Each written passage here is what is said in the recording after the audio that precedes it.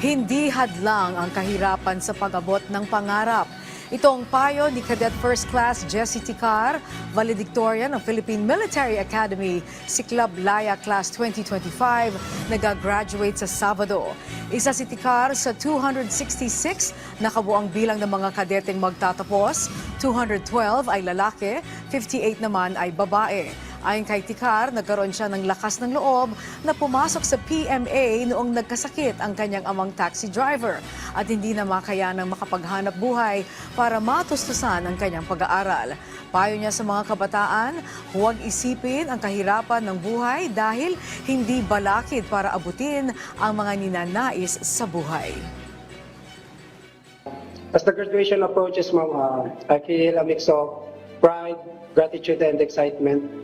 Being the valedictorian, bilang isang kadete na nagmula sa mahirap na pamilya, yung pagsubok po, yung paglalakbay po dito sa akademya ay punong-puno ng pagsubok at sakripisyo.